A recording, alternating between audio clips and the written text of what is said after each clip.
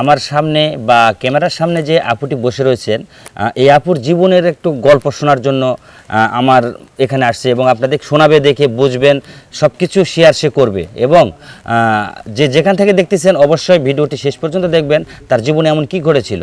আপু আসসালামু আলাইকুম। ওয়ালাইকুম আসসালাম। আপু আপনার নাম কি? মায়া। আপনি কোথা থেকে আসছেন? গাজীপুর থেকে আসছি।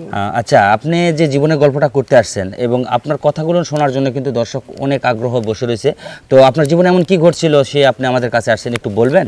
আমার জীবনে এমন কিছু মুহূর্ত আছে যে সেটা লোকে শুনলে অবশ্যই অনেকটাই আপসেট হয়ে যাবে, কিন্তু তারই মাঝে যে আজকে আমি এই পর্যন্ত আছি, বেঁচে আছি বা কিভাবে চলতেছি, কিভাবে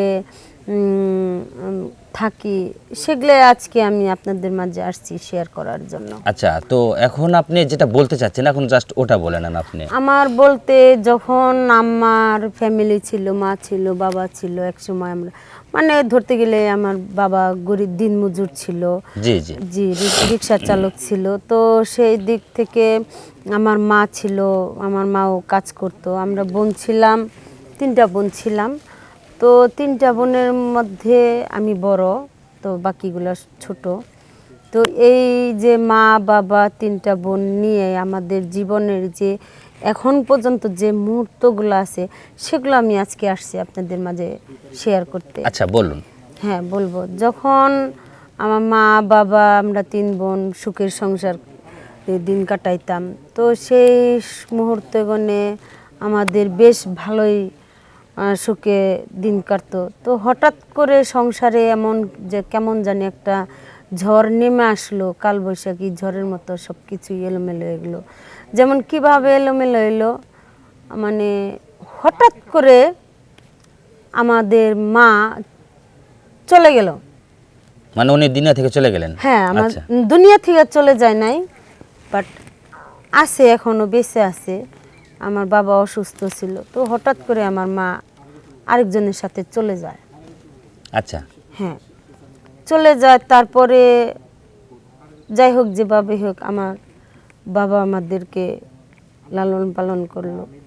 তো লালন পালন বেশ কিছুদিন লালন পালন করার পরে আমার মা চলে যাওয়ার, তারপরে মা বাবার মাঝে ডিভোর্স হইলো। ডিভোর্স হওয়ার পরে আমার বাবা হঠাৎ করে, এমনিতেই অসুস্থ ছিল শারীরিকভাবে মানসিকভাবে, তারপর হঠাৎ করে শারীরিকভাবে অসুস্থ হয়ে গেল। তো শারীরিক অসুস্থ হওয়ার পরে আমার বাবা, মা চলে যাওয়ার 7 মাস পরে আমার বাবাও মারা যায়। আচ্ছা। বাবা মারা যায়। তো বাবা মারা যাওয়ার পরে হ্যাঁ বলুন। আমরা 3টা বোন ছিলাম। 3টা বোন এখন কে দেখাশোনা করবে? মা আর আমাদের আর কোনো খোঁজ খবর নেয় নাই। মা যে চলে গেছে, তারপরে আর আমাদের খোঁজ খবর নেয় নাই। বাবাও মারা গেল। মানে এখনো পর্যন্ত কোনো খোঁজ খবর রাখে না? না, এখন পর্যন্ত আচ্ছা, কোনো তো খোঁজ তারপরে খবর আপনার রাখে না। শেষ মুহূর্তটা এসে আপনার কি শেষ হলো? মুহূর্তে ছোট বোনটাও মানে লালন পালন করার জন্য একজনে নিয়ে নিল। তো আমরা তো ছোট ছিলাম, তো আমার চাচাই মানুষ করছে। চাচারা মানুষ করার পরে হঠাৎ করে মানে আমি চাকরি নিলাম। 4-5 বছর পরে একটু বয়স হইলো, বুদ্ধি হইলো, চাকরি নিলাম। চাকরি নেওয়ার পরে দেখেন জীবনে কত কষ্ট আমাদের। আচ্ছা, এখন একটু সংক্ষিপ্তভাবে বলুন যাতে সংক্ষিপ্তে আমরা বলে, হ্যাঁ, অনুষ্ঠানের শেষ সংক্ষিপ্তে প্রান্তে চাকরি নেওয়ার পরে তার 2 মাস পরে আমার বিয়ে হয়। বিয়ে হওয়ার পরে ভালোই স্বামীর সাথে সংসার কাটাইলাম, বাচ্চা কাচ্চা আছে। তো হঠাৎ করে স্বামীর ভিতর আমার আর আবার সেম, স্বামীর ভিতরে আর আমার ভিতরে একটা সন্দেহমূলক হ্যাঁ হ্যাঁ সৃষ্টি হইল। সেই সন্দেহর তালিকায় থেকে আমাদেরও দুজনের ভিতরে আবার ডিভোর্স হইল ভুল বোঝাবুঝির কারণে। তো আমি দর্শককে বলছি যে কিছু মুহূর্তগুলা স্বামী স্ত্রীর ভিতরে, যে স্বামীর মন কি চায় এটাও স্ত্রীর বুঝতে হবে, আবার স্ত্রীরও স্বামীরও বুঝতে হবে যে স্ত্রীর মন কি চায়।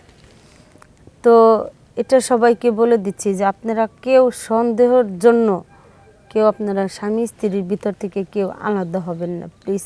আপনাদের এটাই বলছি যে দেখেন, আমি কিন্তু আমার বাবার ঘরেও কষ্ট পাইছি, স্বামীর ঘরেও আইসা কষ্ট পাইছি। তো তো এখন আপনাকে যদি এই মুহূর্তে যদি কেউ আপনাকে চায় তাহলে আপনি কি করবেন দর্শকদের বলেন? এখন বলতে আমি মানে যদি আমাকে কেউ হেল্প করতে চায় বা সহযোগিতা করতে চায় আজ আমার এই প্রোগ্রাম দেখে, তো তাহলে করতে পারবেন। কিভাবে করবেন? আমার এই ভিডিওতে নিচে শেয়ার অপশন আছে, শেয়ার অপশনে গিয়ে ক্লিক করলে আমার